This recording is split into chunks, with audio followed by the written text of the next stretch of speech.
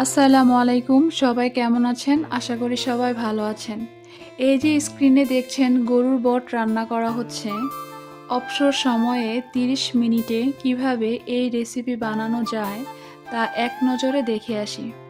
উপকরণের মধ্যে রয়েছে 2 চা চামচ জিরার গুঁড়া, 1 চা চামচ ধনিয়া গুঁড়া, 1 চা চামচ দারুচিনি গুঁড়া, 1 চা চামচ এলাচের গুঁড়া, 1 চা চামচ গোলমরিচের গুঁড়া, 1 চা চামচ লংয়ের গুঁড়া আর ভালোমতো ধুয়ে নেওয়া গরুর বট।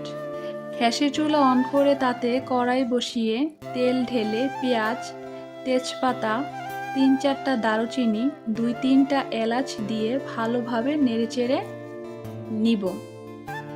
2 চা চামচ রসুন বাটা দিয়ে দেব, 2 চা চামচ আদা বাটা দিয়ে দিব।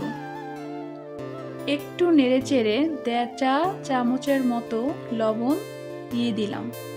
পেঁয়াজ যাতে কড়াইয়ের তলায় লেগে না যায় সেজন্য আবারও নেড়েচেড়ে দিতে হবে।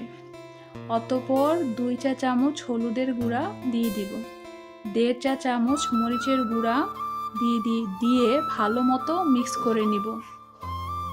5 মিনিট পর 1 কাপ পরিমাণ পানি দিয়ে প্রথমে দেখানো গুঁড়া মশলাগুলো দিয়ে দিব।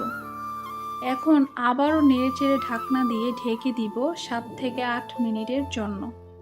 পরবর্তীতে ঢাকনা উঠিয়ে দেখা যাচ্ছে খুব সুন্দর একটি লালচে কালার ধারণ করেছে। 2 থেকে 3 মিনিট নেড়েচেড়ে একে একে গরুর বটগুলো দিয়ে দিব। আবারও নেড়েচেড়ে 15 থেকে 20 মিনিটের জন্য ঢাকনা দিয়ে ঢেকে দিব যাতে গরুর বট সিদ্ধ হয়ে আসে। ঢাকনা উঠিয়ে 1.5 কাপের মতো পানি দিয়ে দিব। পাশাপাশি নেড়েচেড়ে নিব 3 থেকে 4 মিনিট। পানিটা কিছুটা কষিয়ে আসলে কড়াই থেকে উঠিয়ে পরিবেশন করলাম গরুর বট রান্না রেসিপি। ভিডিওটা দেখে যদি একটু ভালো লেগে থাকে তাহলে চ্যানেলটিকে সাবস্ক্রাইব করে দিবেন।